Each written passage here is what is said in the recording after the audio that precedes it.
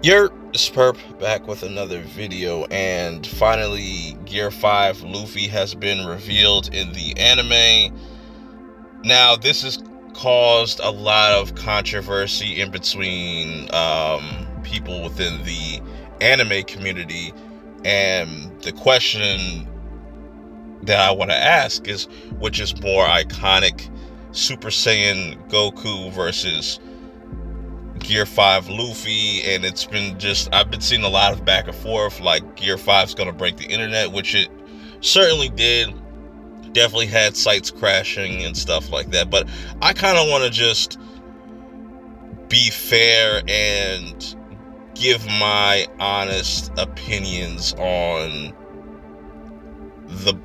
both of these transformations, because I think something could be said for either or, depending on who the person is, how young the person is, you know what I'm saying? But let's start off with Goku going Super Saiyan for the very first time. Now, anybody that has been a kid growing up watching Dragon Ball Z knows the heartache and the struggle it was to even watch anime at that time, just because of, you know, the access and how long you had to wait for episodes to be dubbed. And I remember Toonami running out of episodes and them having to go back to the beginning until they had to get ready to animate new content. But I'm gonna stay straight up, like, for me, Gear 5 Luffy is not more iconic.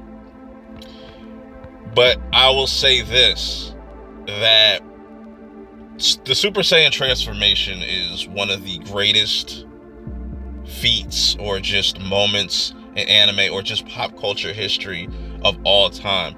People that were there, you don't, it doesn't even have to be said.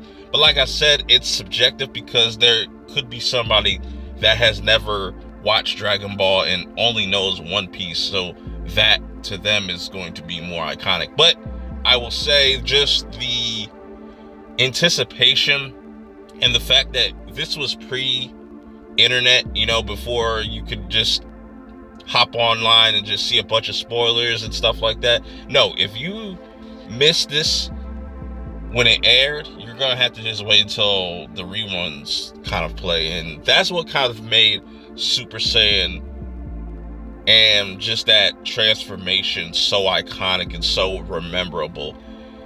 But I will say there was just a downfall with just the Super Saiyan transformations as a whole, where I will give Luffy a little bit of leeway once we'll get to his part. Because the transformations in Dragon Ball really mean nothing. And there's so many of them that Super Saiyan is not even unique anymore within its own show. You know, it's almost like a gag, or it just doesn't take itself serious. And that's to its downfall. But that moment where Goku turned Super Saiyan for the first time will always be going down in history as one of the greatest moments ever. You know, it's just sad what happens after the fact with the Super Saiyan transformation, and how, you know, useless it is almost at this point, where it doesn't feel unique.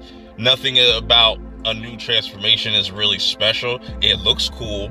It's just there to kind of sell toys or merchandise and whatnot. So with that being said, let's get into my thoughts on Gear 5 Luffy, because I just caught up with One Piece. It only took me like 46 days. But I will talk a little bit more about the gears and stuff like that, the transformations, when I drop my part 2 video, before I just finally caught up with One Piece, talking about the post-time skip stuff. But that aside, I will say though, I think marketing wise, they did a phenomenal job, because I think they showed Gear 5 back in the manga like a year ago, so they just been building up anticipation and hype for this transformation. And there's a lot more to just Gear 5 that meets the eye. Like, for somebody that's never watched One Piece, you're not going to understand this transformation or just the lore behind it, because it's really crazy and it makes me think, like, where is this story going to go? Compare that to the Super Saiyan transformation, where there's really nothing special or unique about the story of the transformation. Like, there's a whole backstory to why Luffy looks the way he does, and his whole powers and his whole abilities, and that's why I like about the gear transformations. And you know, Luffy doesn't get his transformations that often, you know, throughout the whole entire series. I think he gets his first the second gear transformation like 300 something episodes in, and then we don't see like gear 4 until like episode 700 something, until like Whole Cake, which is so dope, and it makes it feel earned. It makes it feel unique, you know. And I just like the presentation of Gear 5, because I will say I like the presentation of Gear 5 Luffy more than I do Ultra Instinct Goku, because Ultra Instinct Goku, all it was is really,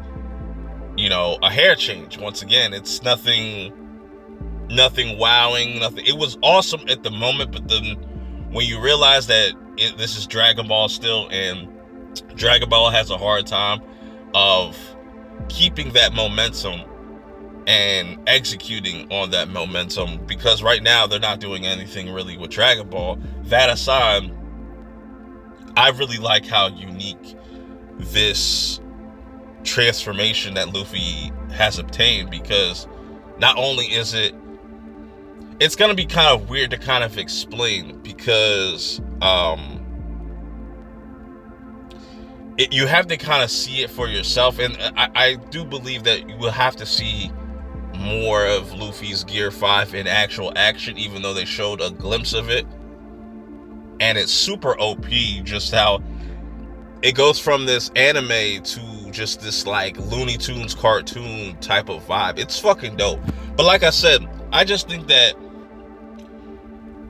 people need to stop saying like what's more iconic than the other, even though for me personally, just based on my experience, it's always going to be Goku over Gear 5 Luffy. But over time, I think the more and more people get into One Piece, it's going to have a different effect on whoever's watching it or whoever's reading the manga.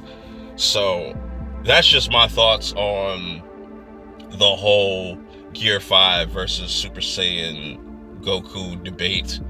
Let me know your thoughts in the comments below. Till next time, I will see y'all in the next video. Peace.